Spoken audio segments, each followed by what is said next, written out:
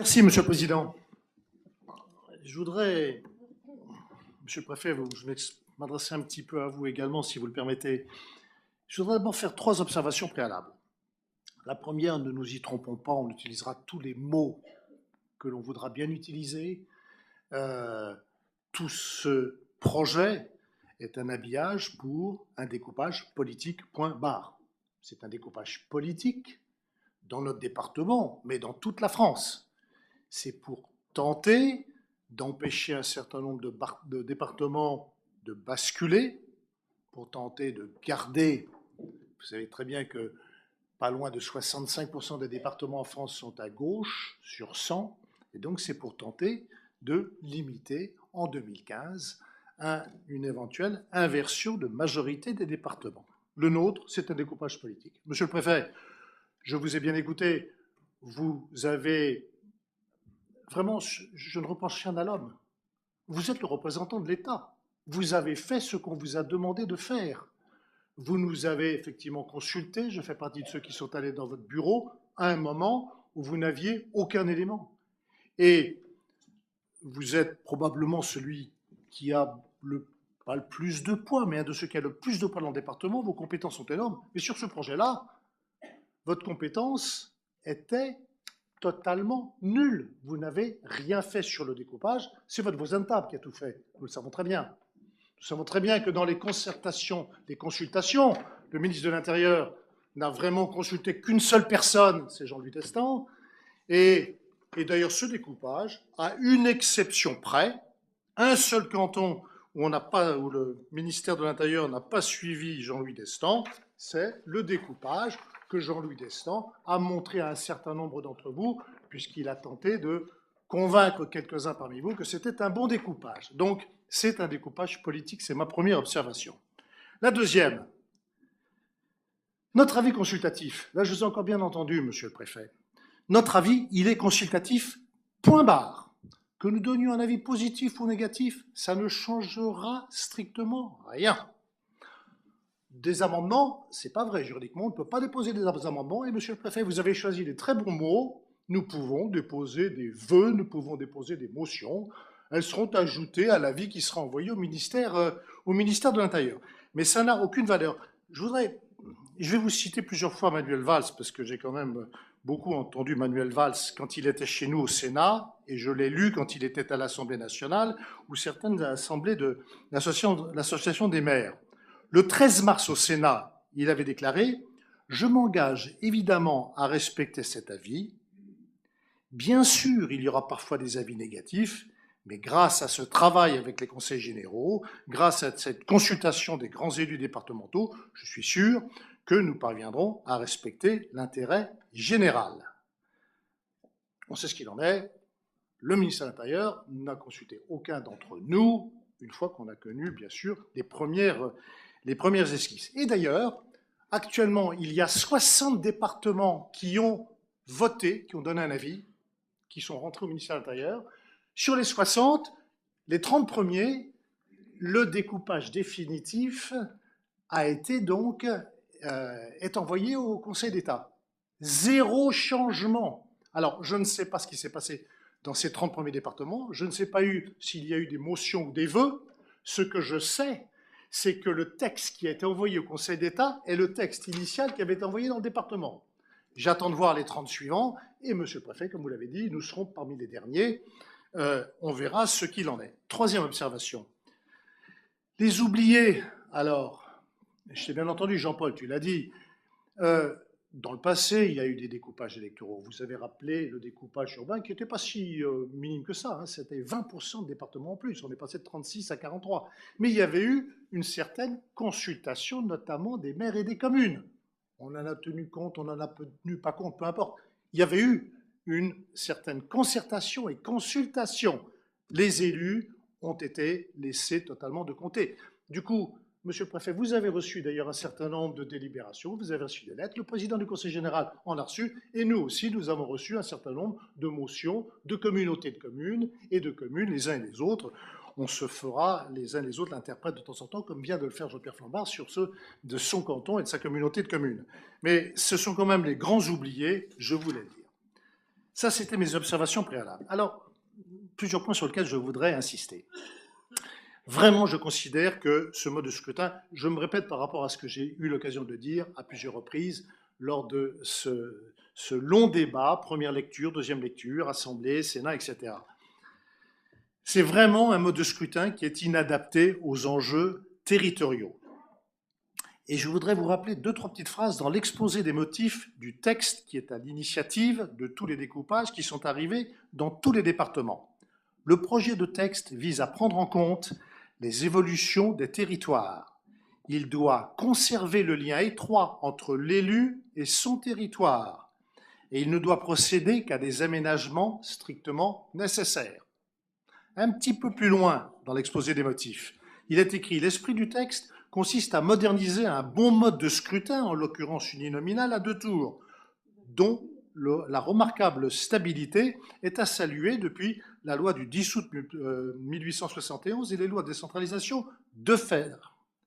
Cerise sur le gâteau que vous apprécierez tous, toujours dans l'exposé des motifs, qui se terminait par « Il ne s'agit pas de remettre en cause ce qui fonctionne bien, mais de l'adapter au temps présent. » Eh bien, ce n'est malheureusement pas la réalité en ce qui concerne le texte qui est devant nous, puisque c'est un, je dirais, scrutin majoritaire bancal, puisqu'il n'est plus uninominal, il est binominal. Un mot sur ce binominal.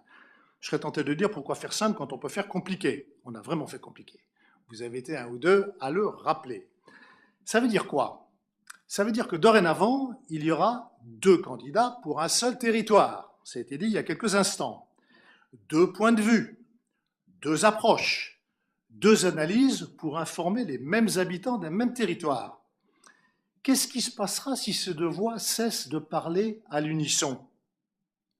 L'entente sera totale jusqu'au moment du vote. Ça sera la joie, le bonheur d'avoir été élu. Et après, chacun est libre de faire ce qu'il veut. Chacun est libre de déclarer ce qu'il veut dans son territoire. Et Monsieur le Président, je ne sais pas si vous serez encore président, mais chacun est libre de faire ce qu'il veut dans cet hémicycle. Vous aurez peut-être le tandem, le binôme homme-femme qui votera différemment ici. C'est possible. D'où la quand même bizarrerie. 3e point sur lequel je voudrais insister. La parité. Je suis tenté de dire que c'est probablement le meilleur habillage, c'est en tous les cas la seule intention louable dans ce projet. C'est vrai qu'il y a, vous avez rappelé le chiffre, Monsieur le Préfet, vous avez dit 13, je crois que c'est 12,6% de femmes simplement dans les conseils généraux en France. Et donc, on a créé ce truc bizarre, je dis bien ce truc bizarre, qui est cette espèce de binôme sur le territoire. Je voudrais simplement vous faire 2 remarques. La première, c'est que, qu'est-ce qui va se passer? Chez nous, comme ailleurs, on va mettre sur la touche un certain nombre d'élus, non pas parce qu'ils ont mal fait leur boulot, non pas parce qu'ils sont incompétents, vous serez mis sur la touche parce que vous êtes des hommes. Première bizarrerie. 2e bizarrerie, et je m'adresse aux femmes de cette Assemblée. Vous qui êtes ici des élus, je dirais que vous êtes élus pour vos compétences, parce que vos électeurs vous ont fait confiance par le travail que vous faites. Et si vous êtes aujourd'hui, soit dans la majorité ou dans l'opposition, et même si vous avez des responsabilités dans la majorité dans le bureau, vous l'êtes par vos qualités. Eh bien, vous ne pourrez pas empêcher les électeurs de considérer que les femmes qui vont vous rejoindre, et il y en aura beaucoup, 1 sur 2, seront qualifiés par un grand nombre d'électeurs de quotas.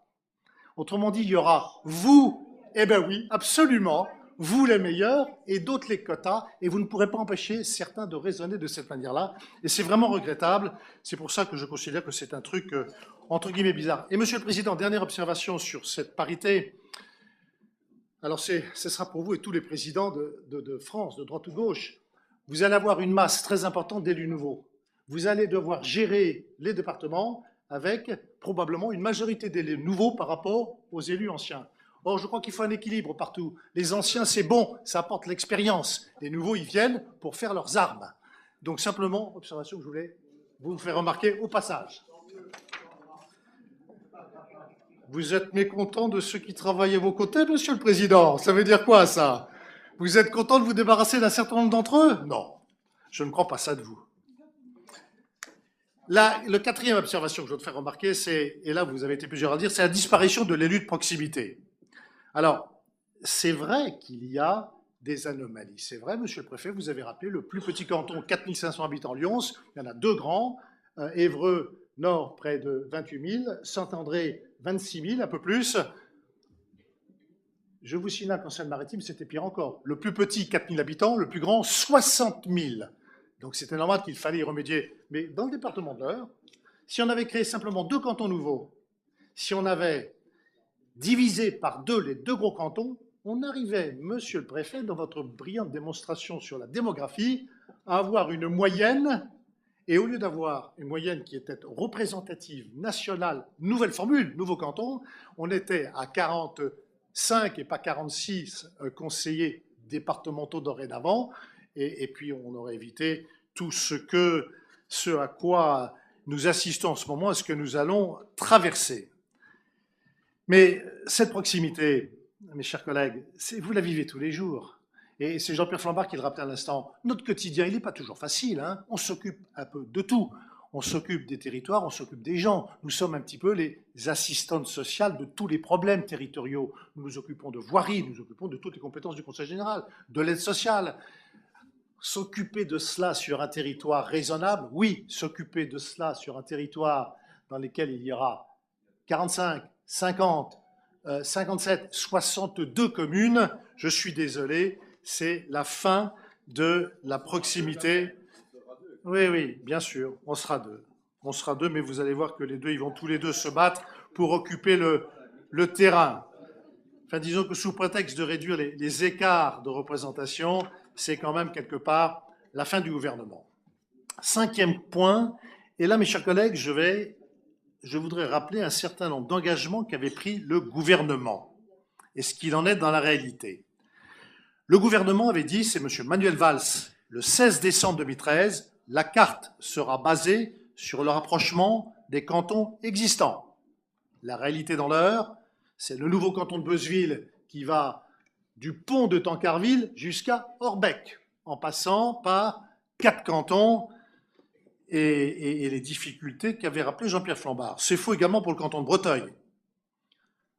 En allant de Breteuil à Broglie, en faisant un petit saut par-dessus Beauménil, même facilité de travail pour le futur conseiller général.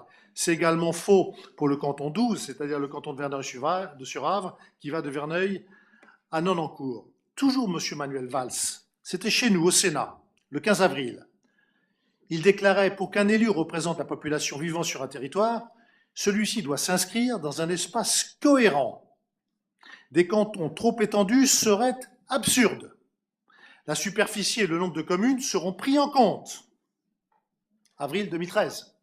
Bon, je ne reviens pas trop, mais enfin, 50 et... Tu avais raison, c'était toi, tu avais dit 53 km et 55 km de nord au sud pour Beuzeville, 51 km d'est en ouest pour Breteuil, 44 km d'est en ouest pour Verneuil et 38 pour, mon cher Bernard, de l'extrémité de l'est du canton de Routot à l'ouest du canton de Quillebeuf. Ça veut dire des chefs-lieux de canton excentrés, plus lointains que d'aller rejoindre Évreux, le chef-lieu de département. Et ça veut dire des disparités qui ne vous ont pas échappé, mes chers collègues, puisque dans certains cantons, il y a 3 communes, 4 à Vernon, 7 à Louviers, et puis 50 à Breteuil et 62 à Beuzeville. Le gouvernement s'était engagé sur autre chose, à respecter la ruralité. Et là encore, M. Valls, c'était chez vous, M. le Président, à l'Assemblée nationale, lors de la première lecture le 18 février. Il déclarait « La représentation des territoires est une nécessité, notamment dans les départements à fort caractère rural, mais elle ne peut primer sur la représentation des électeurs. » En réalité, 4 cantons regroupent le tiers des communes. Bravo pour la réalité de la situation nouvelle.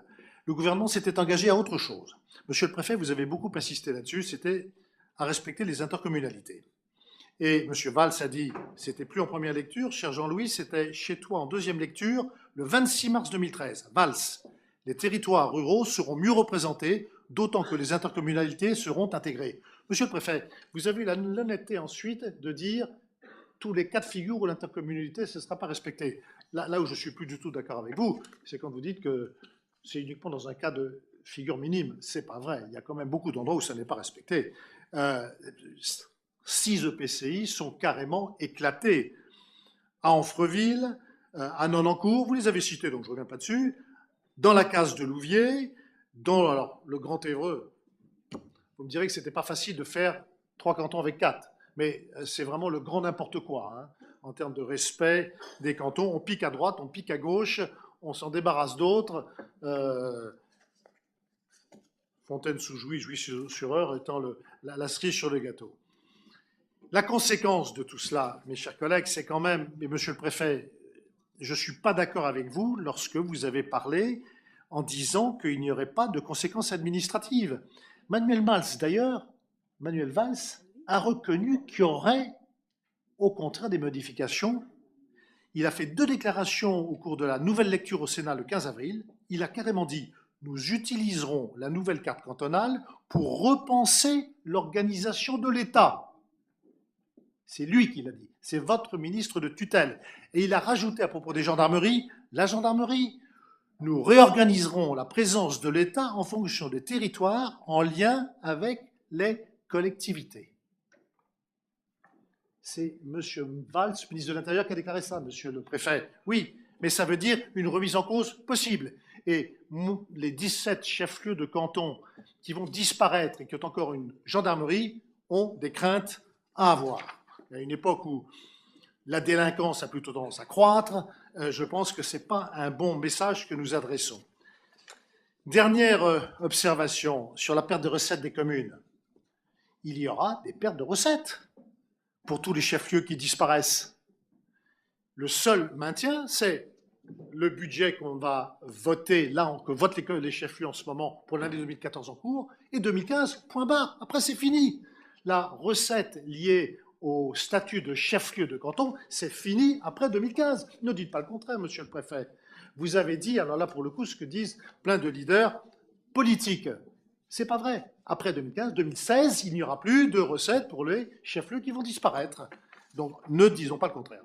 Alors, j'ai terminé ma démonstration, entre guillemets, administrative. Je voudrais terminer sur l'aspect politique.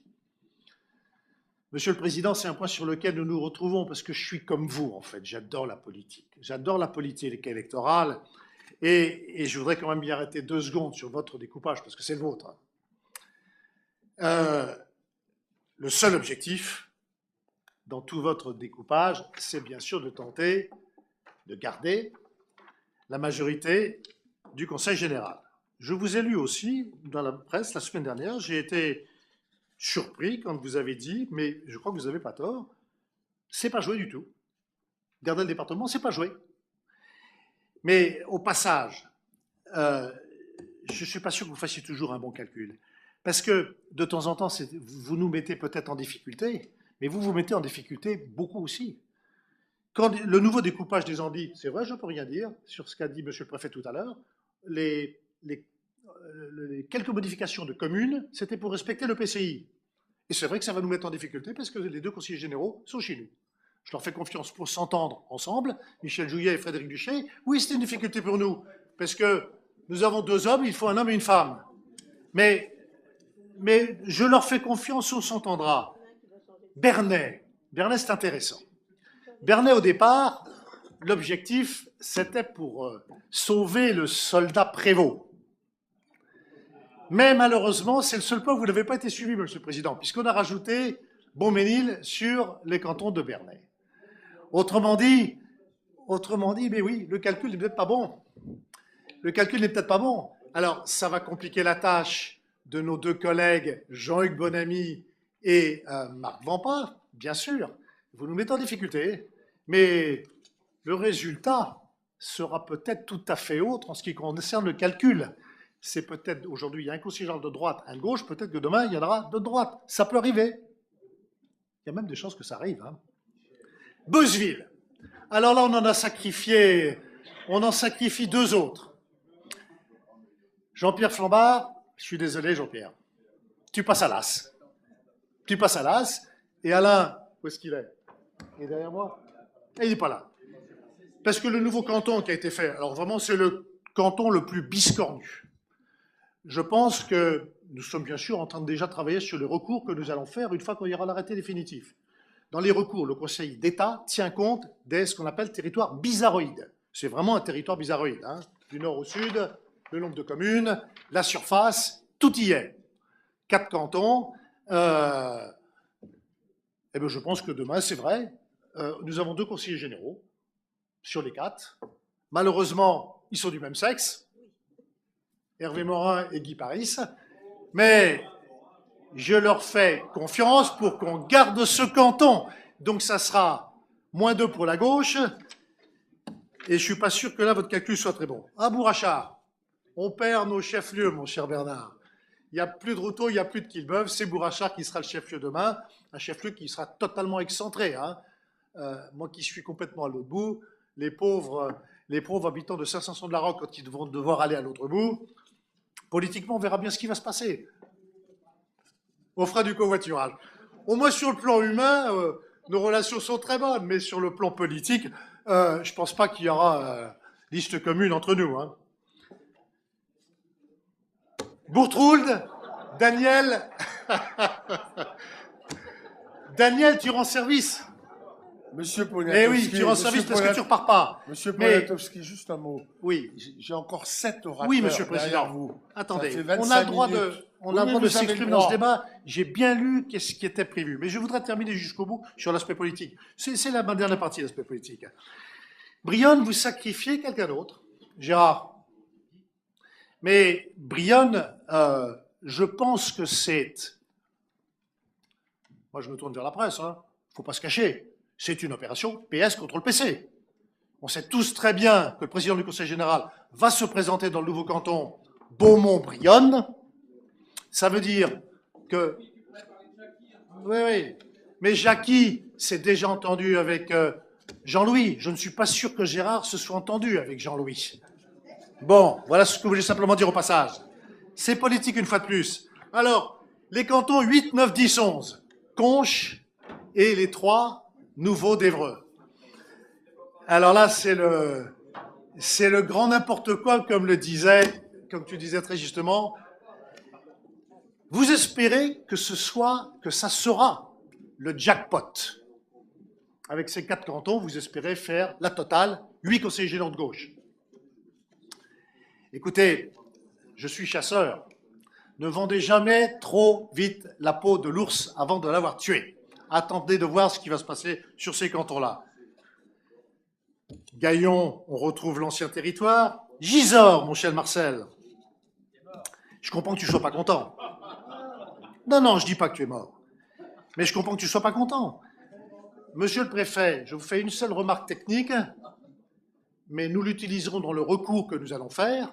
Avec les nouvelles populations, c'est le seul canton du département qui dépasse le plafond. Je sais bien qu'on s'est basé dans la carte envoyée dans tous les départements de France sur l'ancienne population, mais nous avions, nous, la nouvelle population, quand c'est arrivé officiellement au Conseil général, vous avez rappelé les dates, 16 janvier, et donc bien sûr nous utilisons cet argument pour dire que ce canton ne respecte pas la loi.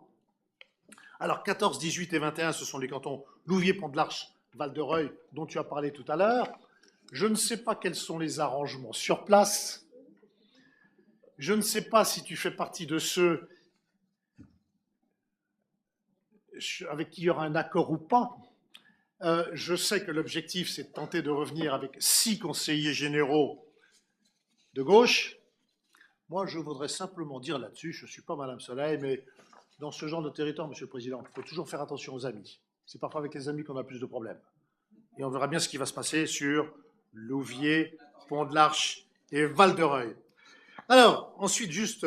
Il faut ouvrir une chronique politique dans un journal. Oui, Monsieur le Président, mais je suis comme Monsieur vous. Poniatowski, Monsieur le Président, parce que, vous avez pris un malin plaisir à faire la carte. a... Vous avez pris un malin plaisir à faire la carte pendant des semaines et des semaines. Laissez-moi le plaisir de dire ce que j'en pense jusqu'au bout. Alors, vous avez concentré à droite le Neubourg et Passy. Alors, mes 2 collègues du Neubourg et Passy, votre problème, c'est de trouver une femme pour faire la paire.